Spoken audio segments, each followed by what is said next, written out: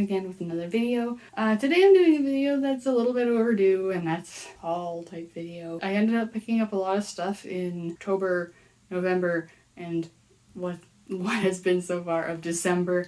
So there's actually a lot more things that I picked up than I was expecting. Lately I've been doing all sorts of different mediums in one video, but since I have enough, I'm just going to be splitting them up. This time I'm going to be talking about the video games that I picked up. Yeah, let's just get started. I guess before I get started with video games, I actually have two things that are not video games that are very video game related, so I'm just going to put them in here. I got some books from Limited Run Games. Virtual Boy Works, which I think goes over every Virtual Boy game there is, because there weren't that many, so it's not really that hard. And then I also got this hardcover Limited Run, The Complete Run, Volume 1, so 2015 and 2016. So this is going over all of the games that Limited Run has put out those 2 years, I guess. And I assume there's going to be more by the Volume 1, but it seems good so far. I haven't given it a full read, but yeah, it's nice. And yeah, mine is also signed. I can't remember by who, but it's signed. I can't read these. Into game stuff that are actually games. Oh yeah, and these are not in order in which I got them. I'm not gonna bother trying to figure that out. Tilly Mary GB. Where is it? There it is. So, no, I don't know if it's coming up. But this is a Game in Tilly series, alchemy stuff. I really like it. This is a Game Boy version of the original on PS1 and Saturn. And I didn't have it, and I saw it, so I got it. I really like Atelier, but yeah, it'll be a little while before I can play this though, because my Japanese is bad. And Game Boy is not really known for its good resolution or anything like that, so it'll probably be harder for me to read that than a newer game in Japanese, I think. And then I also got Wild Arms 3. This is a Western-themed RPG. I have played a good chunk, I think, of the first Wild Arms game on PS1, but then I encountered a soft lock, so basically I couldn't progress in the game. I didn't have any backup saves, and yeah. But I do want to give it another try, and I found this for decent enough. I don't know normally what it goes for, but I definitely got this at my favorite local game store, and I get a discount there. And I do a lot of trade-ins there, so I basically paid nothing. Nothing extra anyway. Then we have the lone Saturn game without a case, so I have it in this DVD case. And that is The House of the Dead. But this is not the really rare and expensive English version. This is the Japanese version. So, yeah. It was like $10, and I don't know if there's a difference between the Japanese and American version, other than obviously language. It's funny though, I did not realize that the English version of this was really, really expensive. Is it over $1,000? I don't know. It's at least a couple hundred for sure. I think it's a light gun shooter, yeah. The other ones are light gun shooters. So, with zombies. So yeah. I don't have a Saturn yet, but I did order a Polymega with with a gun thing that's apparently supposed to work on modern TVs, so I would definitely be playing that when I get it. Let's see, and I picked up 2 Japanese Vita games. They didn't really have any Vita games there, unfortunately. Sad. The 2 that I got, this is a Japanese version of Senran Kagura's Shinobi Versus. It's a fighting game with lots and lots of fan service. Clothes keep flying off. This is in English, but it's really expensive, and this was, I want to say it was like $15-20 or something like that.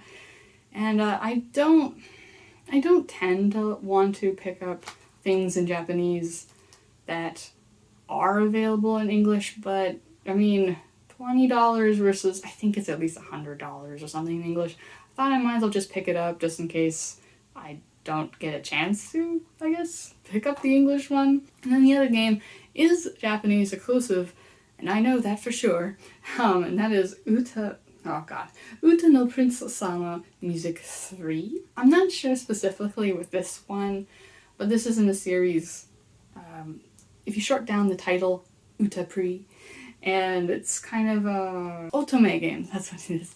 I don't always like those because I don't like the art style, honestly, of the guys all the time, but I do really like Utapri, at least the anime, and from what I've seen in the games, I think this one is purely a rhythm game. Doesn't look like there's a visual novel story in here, which is fine. I'll probably get those other ones too, but I was very surprised to see an Utapri game there. We have 2 PS3 games.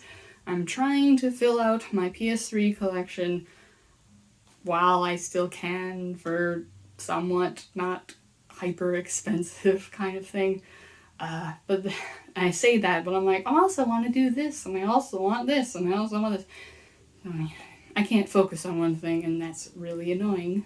But anyway, first thing I got is Final Fantasy 13. I know this one is not hyper well liked, but it is exclusive to the system, and I do want to play through or it might be on PC too, but console-wise, it's in that generation at least. Maybe it's on 360.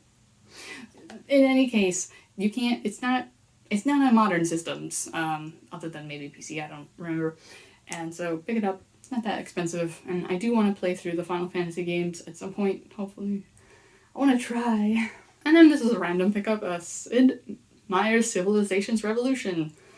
I'm sure a lot of you know about Civilization. They're usually PC games, turn-based strategy type, what is it called, like 4X type, explore, expand. I don't remember the rest of what that's supposed to stand for, but yeah. I think this is a bit different. This is simplified a bit, so it works better on consoles, which, yeah, I'm fine with. Okay, then I have a whole bunch of Switch games. First off, I got Neo Geo Pocket Color Selection Volume 1. It's a selection of Neo Geo Pocket color games. The Neo Geo Pocket has been one that I've been kind of interested in, but it's not a system that's exactly cheap to collect for, a lot of the games at least. There's definitely games that I want to try out before I spend a bunch of money on it kind of thing. And so when this was announced, I was like, yes, get that. I think they've also ported a bunch of other games that are not on here onto the Switch. I think. Hopefully they do another volume of this collection, because just because it says Volume 1 does not mean it's guaranteed Volume 2. Then we have Double Dragon Neon. I haven't played this, and I don't remember too much looking at it, but I think it's a beat-em-up game. Double Dragon games are beat-em-ups, right? Yeah. Yay. And then we have Castlevania Anniversary Collection. This is a collection of various Castlevania games. Wow. Who would have guessed? I haven't played too many Castlevania games, and the ones I have played, I haven't really played that much of, but I do like what I've played so far, and this is just a really nice way to try a bunch out. They better do an advanced game collection as well, like physically, because people have been playing that and saying it's good. The first 3 Dragon Quest games on one cart. This is in English. The whole bloody text on the back's in English, but this is an Asian release, yeah. I haven't played the original Dragon Quest games, so, nice way to try them out. Old school turn-based RPGs. Murder by Numbers. It's Picross with visual novels and murdery stuff. I actually beat it really recently, and it's a lot of fun. You have to like Picross in order to like this. It might be a good way to get introduced to Picross, though. The last Switch game, I'm gonna pair it with a PS4 game because I got the same game twice because I wanted to, and I really like this series. I like both the series. That is, God, Dokapon Up. I can't read the rest of it, but Dokapon Up. This is a board game, video game, which is the Dokapon series. We got a few games in that series, like Dokapon Journey, Dokapon something, I don't remember. We got one on the Wii and one on the DS. And also this features Utawa Rumino characters. I love Utawa. Oh, no, this is a hard word to say. Put them together, yeah. And basically I justified it to myself because these were on sale. I think the Switch version was like $20 or something, the PS4 version wasn't that much more. So I'm like, yes. And also, Trophy's portable support. Yay! Yeah. I haven't played them quite yet, but I might struggle with it a little bit, honestly, because Japanese, but I definitely wanted to pick them up. It was a really good deal, too, so bonus. So the last bunch of games are all PS4 games. I've been mentioning this on my Twitter, which I don't promote very much on here, but let's see if I remember to put a link or something. But I've been mentioning on my Twitter how I'm very, very close to having 100 PS4 games in my collection, physical ones. Really excited to get to that 100. It'll be the first system that I'll have 100 games physically for. But anyway, I have 2 limited run games. First off is Project Warlock. I kind of got this off on a whim. I think it's kind of Doom inspired, but I don't really know much else other than that. The other one, funny enough, is the Doom Classics Collection, which features Doom, Doom 2, and Doom 3 all in one nice package. So yay! The only thing about this version, which is a little strange, is if you don't have a PSN account, it's basically unplayable because it'll keep on popping up with a message like, hey, connect to PSN. Although you can play it offline from what I've tried, as long as you're logged into an account, I guess. It's strange. I don't know why that is. Is this a Bethesda decision? I don't know. Who decided that? It's really dumb. It's not like people are gonna be cheating on Doom? I don't think there's any multiplayer in this, is there? Do the 3 Dooms have multiplayer? I don't know. It's really stupid. Why is that a thing? It's for some other games. Got Stubbs the Zombie in Rebel Without a Pulse. This is a pretty recent remaster. Doesn't look like a remake of the original game that was on, I think it was the original Xbox. It's been a while since I checked because I haven't really been collecting Xbox that much lately. But last time I checked it was pretty expensive. So yeah, it's been ported to modern consoles and it's available. Yay. But anyway, I don't know a whole lot about it, again, because I haven't been collecting Xbox, so I haven't looked too much into it. But you're playing a zombie, I think, and says your mission is to get back your girlfriend. It seems very strange. It might be pretty clunk, but it was $20 or whatever. So it's not really expensive. And my husband got it for me anyway, so for me it was nothing. Yay! And these 3 were definitely like really cheap, fairly cheap games that I wanted to check out, but also increase the numbers, if that makes sense. I don't know. First off is The Fisherman Fishing Planet. This is a sorta online. Yeah, you have to play it online, so I guess it is online. Fishing game, open-ish world, sort of. You have various locations you can go to and walk around a big map and go fishing. You have various quests. Yeah, there's a whole bunch of different gear you can buy and try and fish more fish. Unlock more things, places to go and all that stuff. I've not played too much. I kind of wanted to try it out. It's not bad. I kind of wish it wasn't online, but it's pretty inoffensive for something online. Again, it was only $20. It's a pretty chill fishing game. It works well enough. It's not too clunky or whatever. It's a little confusing for me at some points. There's a lot of things, and I don't even know what most of the things, like you can put all the various parts onto the fishing rod that you're using.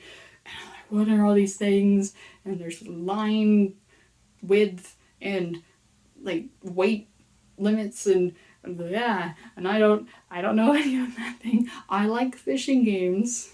I like fishing in games, but I am definitely not someone hardcore. Yeah, and use all this tackle and stuff.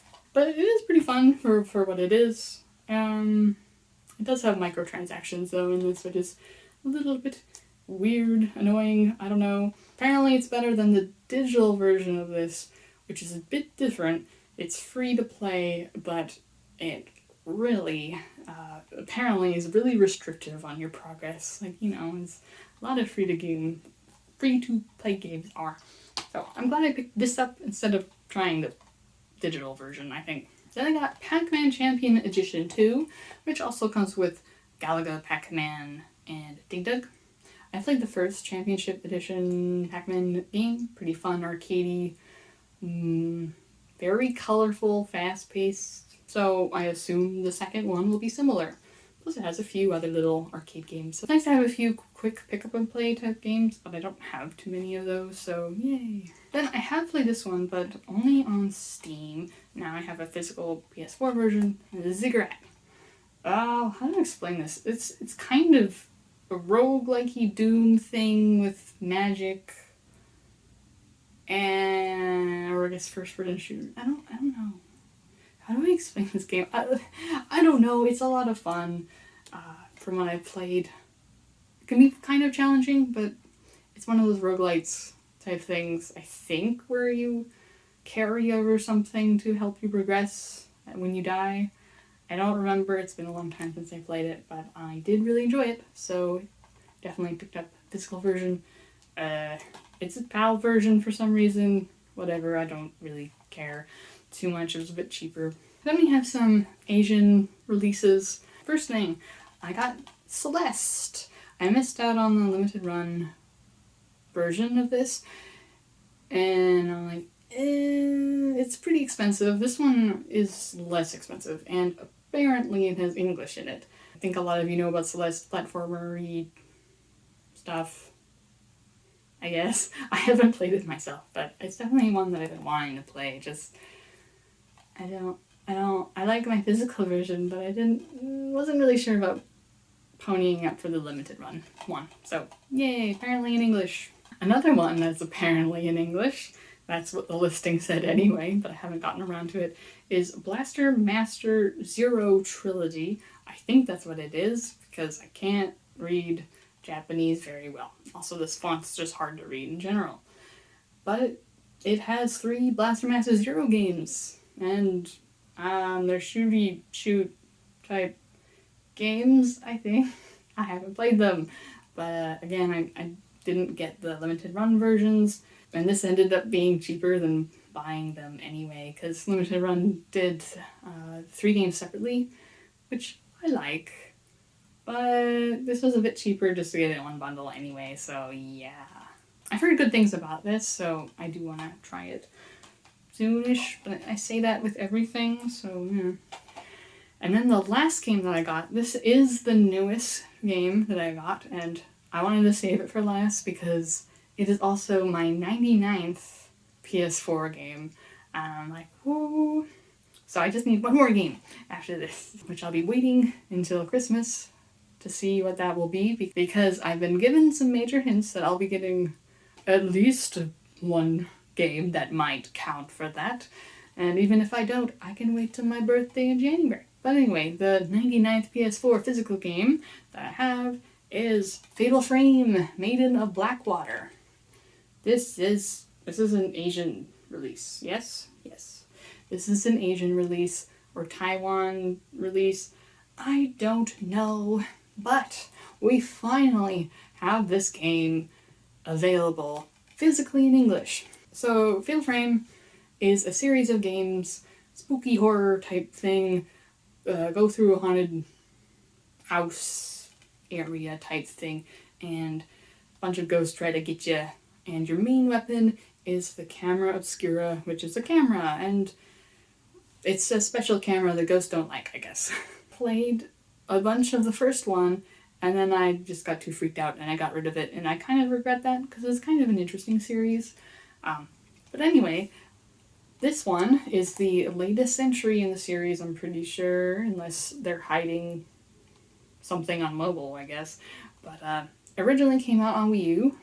For us in North America, maybe Europe got a physical, but definitely North America, it was digital only. And of course, Japan got a physical one. And since the Wii U is region locked,